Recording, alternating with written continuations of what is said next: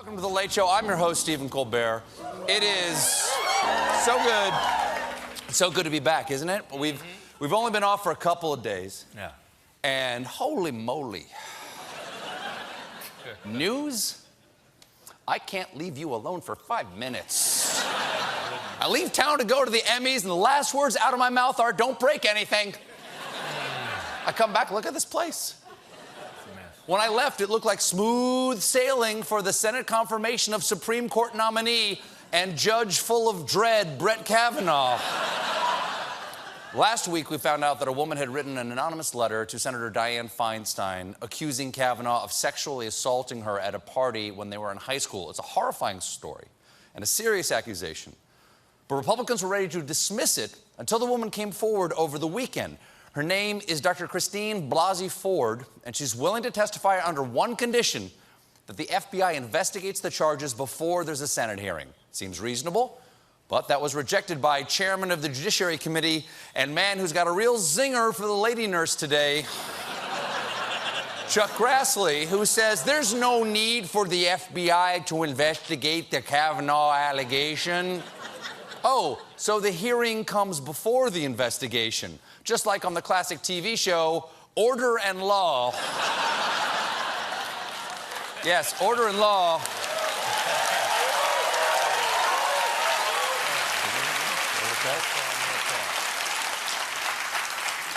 Executive produced by Wolf Dick. And Grassley's not alone. Trump also doesn't believe this is a job for law enforcement. Well, it would seem that the FBI really doesn't do that. Yeah.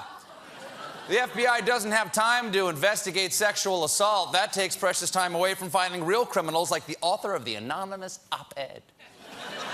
Stop him before he ops again. Show me the precedent. Someone show me the precedent for the FBI investigating sexual misconduct claims against a Supreme Court nominee.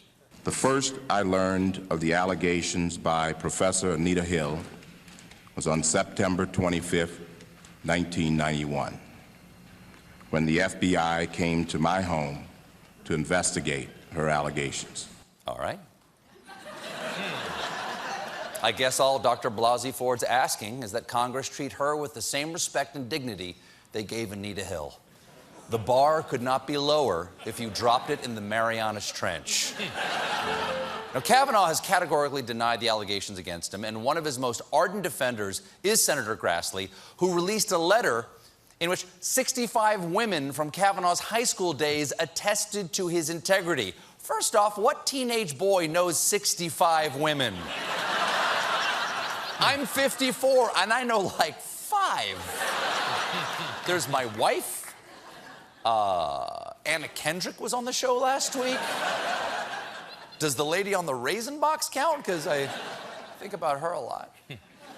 After the accusations came out, when Politico tried to follow up with these 65 women, 5 of them declined to comment, and dozens of others either did not respond or could not be reached. 5 declined, dozens couldn't be reached, 12 were getting on elevators, 7 of them were driving into tunnels, and another 5 suddenly, no habla inglés.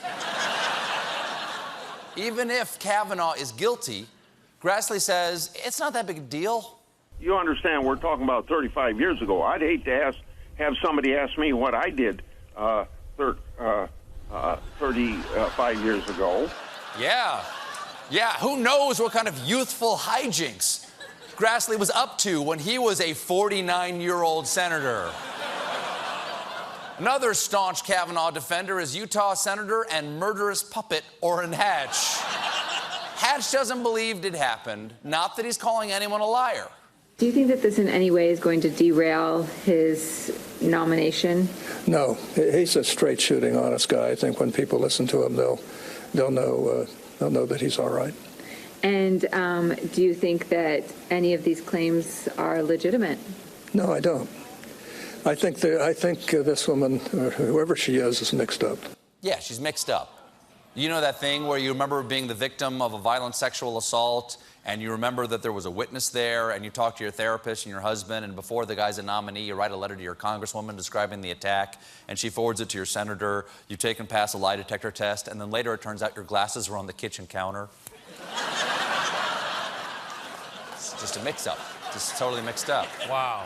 Then there's the spokesperson from the Judicial Crisis Network who equated this assault to rough horseplay, which raises the question, what has Brett Kavanaugh done to horses?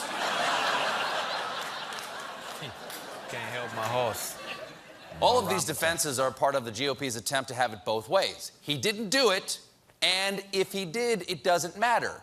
Because as one anonymous lawyer close to the White House put it, if somebody can be brought down by accusations like this, then you, me, every man certainly should be worried.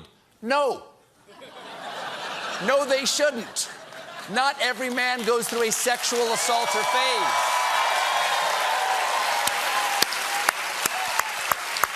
Doesn't happen. It don't happen to everybody. And to anyone out there who's saying boys would be boys, you should not be allowed to raise boys. Or girls. Maybe a plant. Maybe a plant. We'll talk. A cactus.